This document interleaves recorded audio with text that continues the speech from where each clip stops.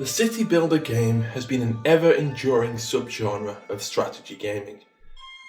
Today, we're looking at one of my first experiences with said subgenre, with Sierra Interactive's 1999 look at the world of ancient Egypt, Pharaoh. Has Pharaoh been preserved as well as a mummy, or has time crumbled it to dust like a statue of the god king Ozymandias? I'm Strat Tom, and this is the classic review of Pharaoh.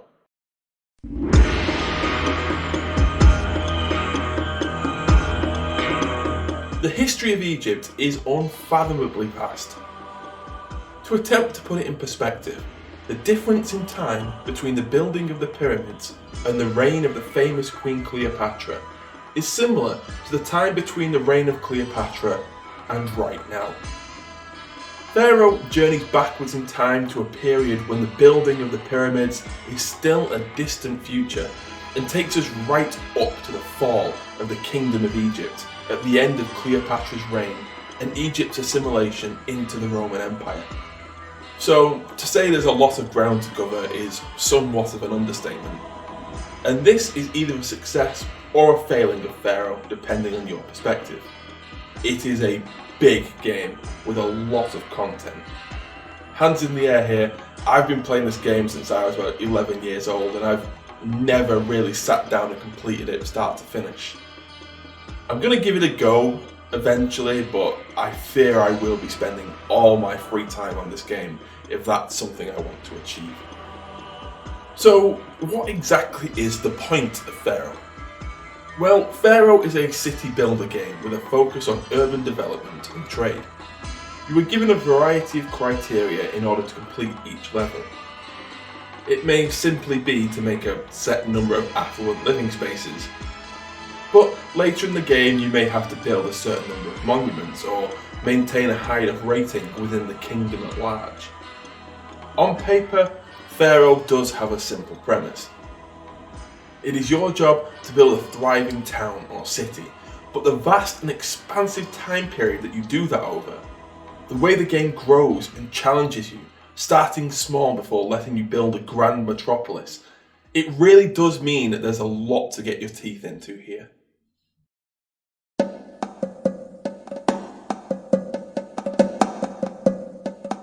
The gameplay experience of Pharaoh can be a little overwhelming at times, as it isn't always the most transparent in terms of its mechanics.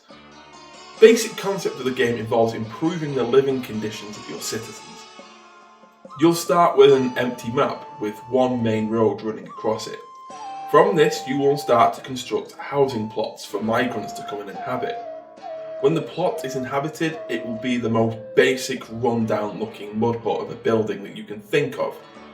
The houses, however, will develop and be upgraded automatically when certain conditions are met. The other conditions are easy. Simply provide the basics such as food and water and you will see the housing start to visually upgrade in front of your very eyes. As you progress through the game, you will have to provide more desirable living conditions to upgrade the living spaces of your citizens. Things such as culture, religion, entertainment, luxury items, access to the law, and just generally making the place look pretty. This is also where your city planning skills will come into play. In order to progress, you're going to have to build up a certain level of luxury and affluence in your cities. But in order to make your city function and stay afloat, you're going to need industry, and that means poor people too. Certain buildings will negatively impact the desirability of local housing, so you're going to need to plan out specific zones of your city. You need workers to staff your various industries, but this means that their housing will never be able to achieve the necessary levels of luxury to improve your city's rating and progress from the level. So, you'll need to lay out an area that has access to all the temples, entertainment and education centres while being far from any potters, tanners or breweries that will drive down the quality of local residents.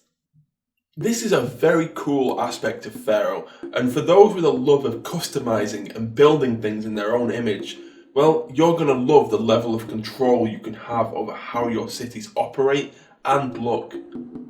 However, this can also be one of the aspects of the game that brings the most frustration. I have found that the upgrading system for housing can be somewhat arbitrary at times. I have had pulling my hair out levels of frustration as a few blocks of houses won't upgrade because the level of desirability is too low, despite the fact that their neighbours have already upgraded. It's desirable enough for them.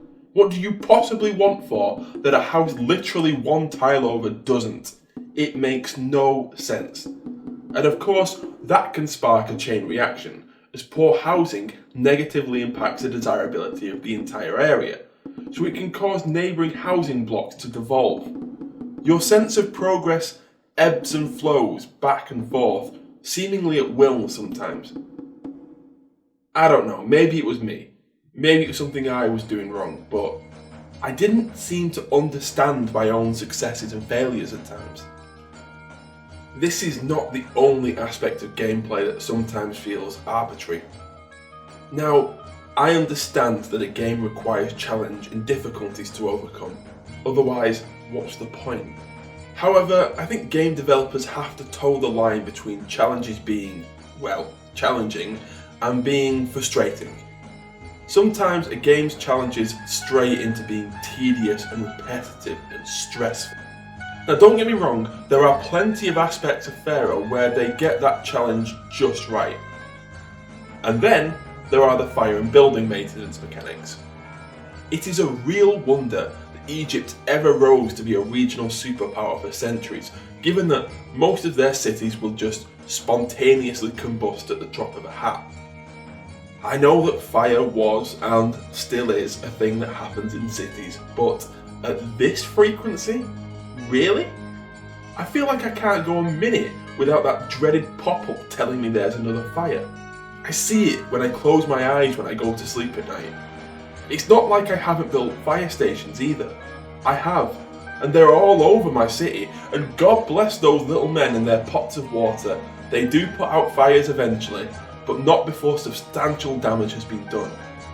This is what I mean by frustration rather than challenge. I can't help but feel like my progress in the game is once again being needlessly and artificially stifled in the name of challenge. It's not just fire either. I once built a series of mines around some hills with gold in them. The area did not have enough workers, so while I tried to rectify this, the mines sat dormant. Unfortunately, so did the architect's post. In what couldn't be more than 5 minutes in real time, all of my mines collapsed. I was left with a pile of rubble that needed to be cleared away and mines that needed to be replaced for 5 minutes without being visited by an architect. And what about the combat? Well, there isn't much to say there, honestly. Sometimes you will be attacked by foreign forces. You need to build up some forces to defend yourself. That's it, really. I wish Pharaoh would let you go into more detail in building up defensive fortifications for your towns and cities, but it doesn't really, and that is a disappointment. Pharaoh is a perfect example of what is meant by an old school strategy game. And if you know what I mean there, then you know.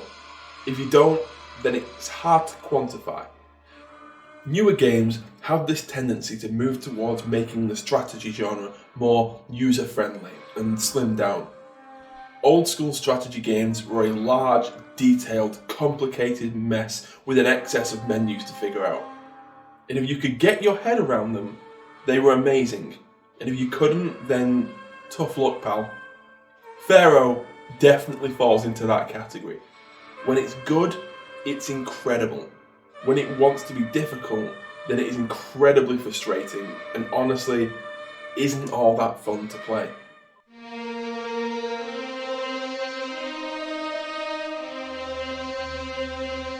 Pharaoh's gameplay may have had its ups and downs, but the presentation is solid throughout. Graphically, well, it's a 21-year-old game, so what can you really expect? It's solid enough.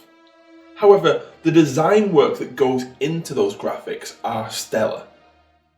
The late game in particular really shows this off with wonderfully designed buildings and monuments that are spectacular. The sound design too is also excellent. The soundtrack is great with lots of atmospheric music that really takes you into this game. The other immersive sound feature is the use of voice actors. Click on a citizen and they will talk to you, tell you what they're thinking and feeling. These usually give you hints as to what you need to do to improve the lives of your people. And each type gets their own voiceover too. The architect does not sound like the priest, who does not sound like the bazaar lady, and you get the picture. Often these things can get repetitive and then irritating, but not with Pharaoh. There's enough variety to keep you hooked. I honestly don't have a great deal to discuss in terms of the presentation. After all these years, Pharaoh looks and sounds good enough to keep me invested in the game world, and what more do you need?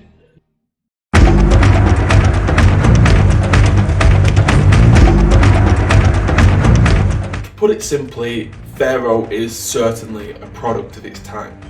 A game as rich and detailed as it is exasperating. So what do I think?